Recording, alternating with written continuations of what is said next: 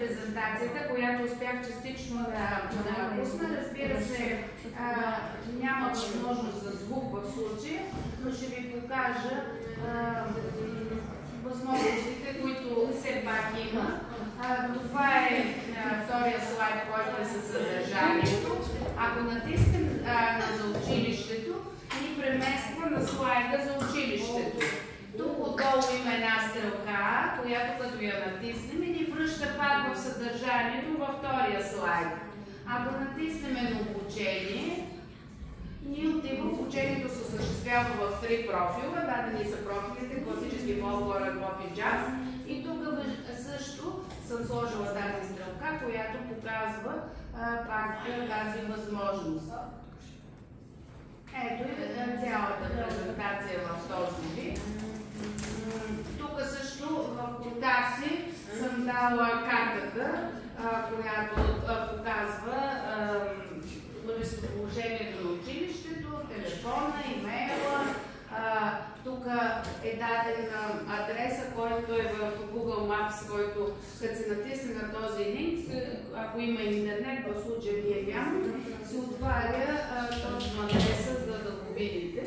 Това е една възможност също. Също този знак също води към линк на BG Maps адреса на училището. Разбира се, когато вие правите презентация, няма да ги правите всичките тези възможности, аз само съм ги показвала. Тогава може да се изберете само тази картинка, или само тази, или само линка.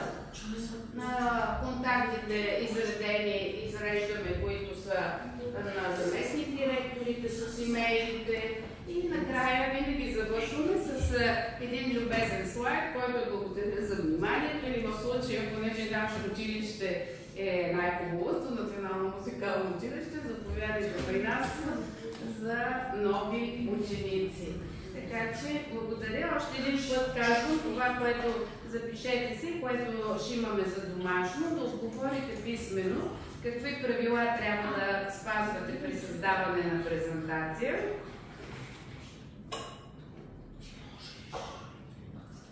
Втория въпрос е да опишете структурата на компютърната презентация. Избирате си един от двата въпроса и отговаряте писмено половин страница, за да обясните или правилата, или структурата, едно от двете. Третата задачка, която ви давам за домашност и която ще започнем да правим тук, преди да свърши часа, е да отворим една презентация на вашия компютър. Аз ще мина покрай всеки от вас и ще вмъкнем подходящи графични изображения от интернет. Ще покажа на всеки, който се затруднява как се вмъква. И четвъртата задачка, която ще започнем тук да правим, е да направим едно преподреждане на слайдовете. Благодаря ви. Сега започваме да работим индивидуално на компютрите.